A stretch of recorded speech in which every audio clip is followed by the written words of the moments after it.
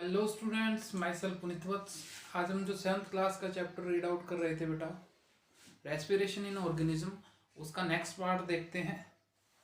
अब तक हम जान चुके थे कि जो रेस्पिरेशन है उसकी टाइप है, उसके स्टेप्स क्या हैं, एरोबिक, एनाएरोबिक, जो ब्रीदिंग है, और इंटरनल जो रेस्पिरेशन है वो सेलुलर रेस्पिरेशन, इन चीज़ों के बारे में हम जान चुके थे। अब हम जानते हैं कि जो हम ब्रीद इन कर रहे हैं, ब्रीद आउट कर रहे हैं, इनहेल कर रहे हैं, एक्सहेल कर रहे हैं, सबसे पहले ये कितने टाइम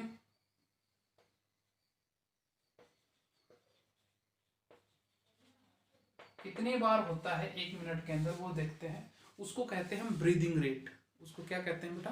ब्रीदिंग रेट।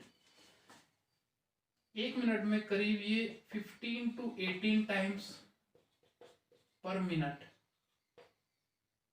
1 मिनट में ये करीब 15 से 18 बार होता है, जब हम एक तरह से नॉर्मल कंडीशन में है।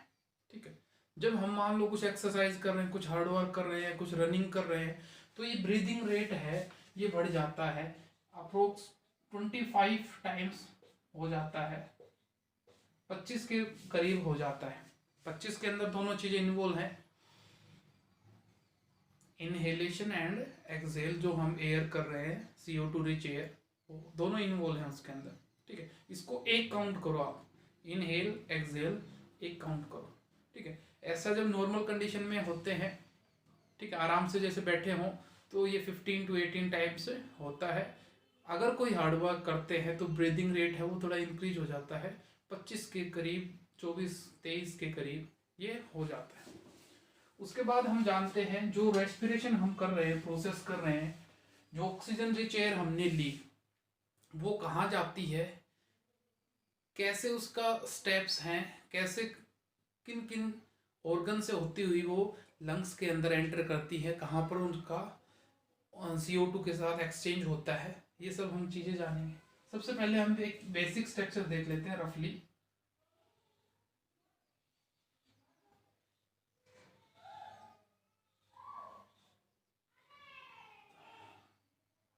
ये जो आउटर पार्ट हमें दिखाई देता है, ये क्या है? नोज। यहाँ पर है नोस्ट्रिल पार्ट।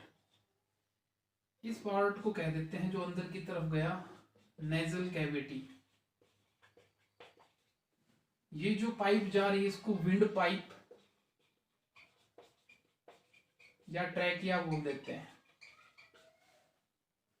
ये आगे चल के फर्दर डिवाइड हो जाती है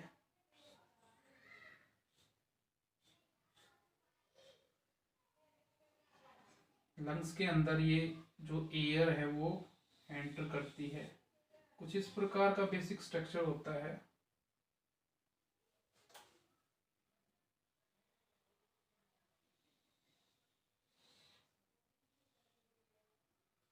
और लंग्स के अंदर ये फर्दर ब्रांचेस के अंदर से होती हुई एक तरीके से अंदर अलग अलग पार्ट्स के अंदर ये फैल जाती है।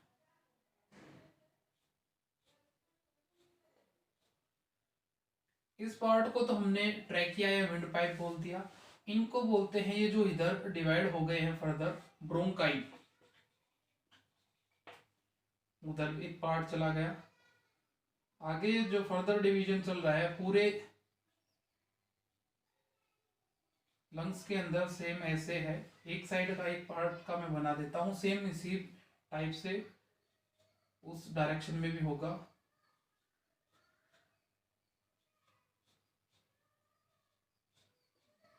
एक तरीके से ब्रांचेस हैं वो निकली हुई हैं यहाँ पे।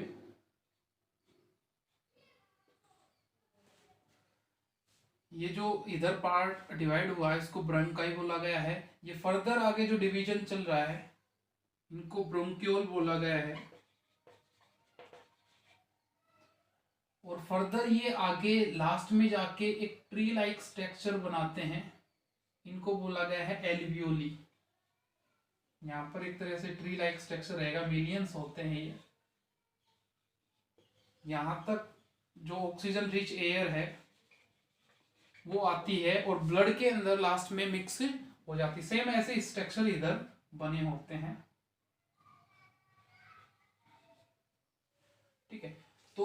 क्या इसका एक तरह से पाथ हुआ जो ऑक्सीजन रिच एयर है जो अंदर एंटर करती है।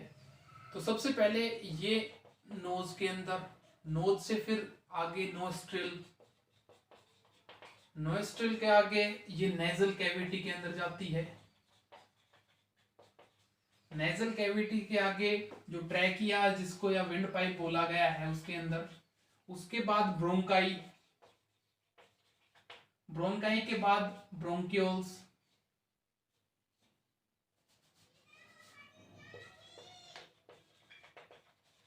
इसके बाद एल्वियोली।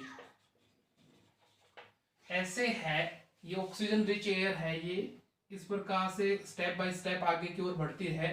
और ये जो सैक लाइक स्ट्रक्चर आपको दिखाई दे रहा है एल्वियोली, इसके बाद यहां से जो ऑक्सीजन रिच एयर है वो ब्लड के साथ मिक्स हो जाएगी और ब्लड के साथ हीमोग्लोबिन के साथ वो अटैच हो जाती है जो ऑक्सीजन है, ठीक है।